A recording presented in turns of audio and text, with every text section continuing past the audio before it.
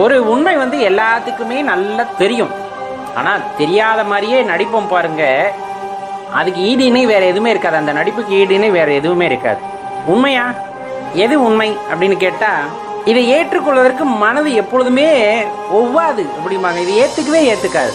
இப்ப பிறந்துட்டோம், பிறந்த நாள் கொண்டாடுறோம், ரொம்ப சந்தோஷமா இருக்கும். அன்னைக்கு பாத்தீங்கன்னா கோவிலுக்கு போக, ஆடம்பர செலவுகள் செய்ய, நிறைய விஷயங்கள்ல கேளிக்கைகள்ல ஈடுபட, இந்த மாதிரி ரொம்ப சந்தோஷமா இருக்கும் அந்த நாள். ஆனா பிறந்தவன் இறப்பான் அப்படிங்கறத இந்த மனசு ஒத்துக்காது.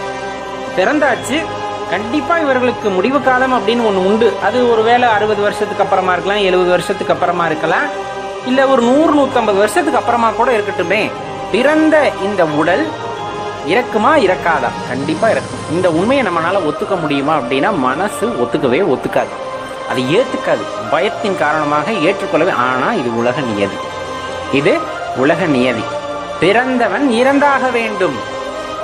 பிறந்தவன் இருந்தாக வேண்டும் இல்ல, பிறந்தவன் இறந்தாக வேண்டும்.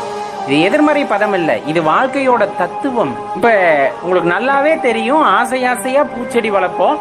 காலையில எந்திரிச்சு பார்க்கும்போது அழகா அந்த ரோஜா மலர் பூக்க ஆரம்பிச்சிருக்கும். ஒரு நாள் நல்லா பூத்திருக்கும், அடுத்த நாளும் நல்ல உங்களை பார்த்து சிரிக்கிற மாதிரி இருக்கும்.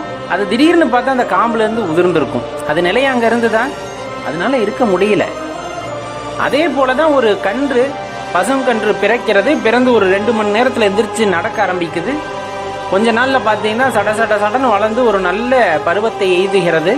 ஒரு குறிப்பிட்ட காலத்துல அதுவும் மரணிக்கிறது. சூரியனை உதாரணமா எடுத்துங்க, கிழக்கு பக்கமா உதிக்குது. 24 மணி நேரம் கூட இல்ல, ஒரு 12 மணி நேரத்துல மேற்கு பக்கமா அஸ்தமிச்சிருது. இந்த மாதிரி நிறைய விஷயங்களை எடுத்துக்கிட்டு போயிட்டே இருக்கலாம். அப்படிதான் இந்த வாழ்க்கையுமே. முடிவு ஒன்று இருக்கிறது கண்டிப்பா. இத மனசு ஏத்துக்கணும் முதல்ல.